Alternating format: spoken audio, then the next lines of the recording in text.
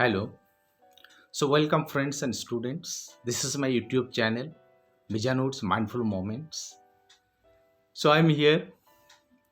In my channel, you will get some videos, especially discussion on various topics of education and psychology for the class 11 and 12. Okay. So, in the same time, some health tips also will be there in my videos. Some psychological approach for the solution of different types of physical problem as well as mental problem, how to get relief of tensions, anxieties, as well as how can you keep yourself physically and mentally fit, physically and mentally healthy. So this type of also some guidance and counseling will be there in my channel. So please subscribe my channel and you watch one by one all these videos. Gradually you understand some practical solution to the problems at present we are facing in our society, related with our physics, related with our mind. Okay, this video especially for the students of class 11 arts for the subject education. So students, in your last chapter, that is chapter 7, one topic is there, Charter Act of 1813 under modern period. Okay, so today we will have a brief discussion on that charter. So you should know the background of this charter and what is the main theme. What is the main theme of this charter you are to know, because 4 marks question will come in the examination. So let's know, you will understand in detail. So first you should know the background. So what was the background of this charter? How this charter was actually, this charter act was passed, all these things. So what happened? In the year 1599, a group of British traders, they assembled together and they applied for granting a charter so that they can come over India, they can conduct their business, especially in the East India. So a group of British traders, when they applied for permission for granting a charter in the British Parliament, accordingly after 1 year in the year 1600 AD, they got the permission that they will come over India, they will conduct their business, they will spread their business.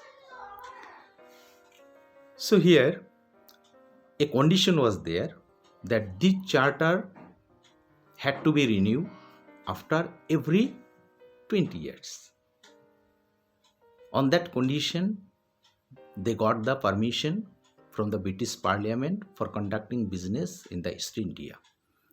So, in the name of a company, what you call East India Company, that group of British traders, they came over India and they were conducting business here. So, the condition was that after every 20 years, that charter had to be renewed in the British Parliament. So, when again the time came in the year 1813, from 1600 AD to 1813 AD, this long time they conducted business in India. But when 1813, in this year, the company charter again had to be renewed in the British Parliament. This time, British Parliament inserted some important clauses inside the charter. They gave some clauses. Yes, these clauses should be inserted in this charter and you are to obey these clauses. Accordingly, you are to act further whenever you will go for business in East India Company. So in this regard, two company officers, Wilberforce and Charles Grant. Wilberforce and Charles Grant, actually they were very conscious regarding the education for the Indian people, because company was very busy to spread their business, to earn money from India, but they did not take the responsibility of education for the Indian people. But the company officer Wilberforce and Charles Grant, they actually fought against British Parliament that no, East India Company is conducting business in India, it's okay. As they are earning money, they are conducting business, they have established many offices there, and from a very long time they are conducting business. So the time has come, they should take the responsibility of education for the Indian people. So as a result of the effort of Wilberforce as well as Charles Grant, company inserted this some important clauses in the Charter Act of 1813. Now the question is, what are the clauses? These were inserted by the British Parliament in the Charter Act of 1813. This is our main discussion. So here in a paragraph you can write the clauses, or point-wise also you can write. Point-wise, if you want to write, then 4 points will be there, or in a paragraph also you can write. So what was there? The first one was that first clause was there in the Charter Act of 1813. A sum of not less than 1 lakh of rupees should be set apart. It was the first clause, that a sum of not less than 1 lakh of rupees should be set apart. If you want to write in the second point, but as a whole, in a paragraph also you can write, for the revival and improvement of literature.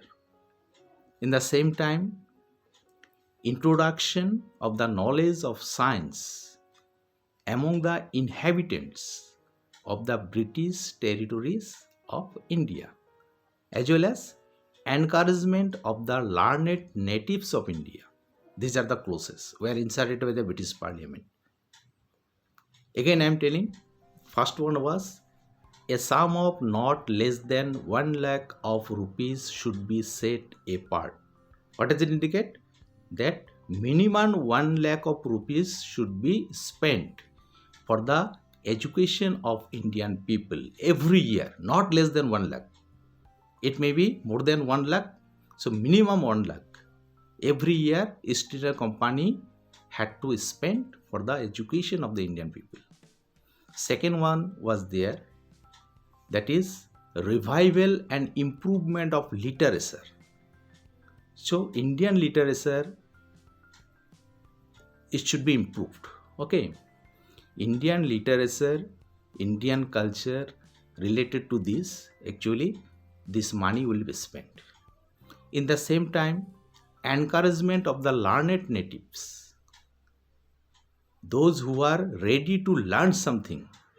Indian people, those who are ready to learn, actually we should teach them, we should give them opportunity to learn, so we should encourage them. Okay, and the last one was, that is introduction and promotion of the knowledge of sciences.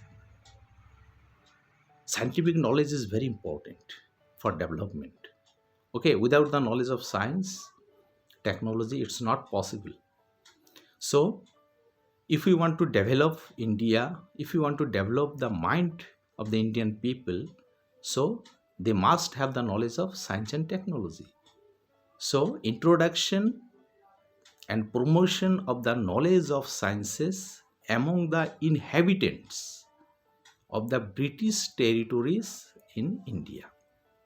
So these are the main important 4 clauses were inserted by the British Parliament in the Charter Act of 1813, when the time came again for its renewal. Okay, so this much is sufficient. You should write the background somehow in 5 to 6 lines, then you write the 4 clauses. That is sufficient, you will get 4 marks. So very easy. So background is very important. Whenever you will start from the background, the answer will be very clear, and the examiner also will give you full marks. Okay, thank you.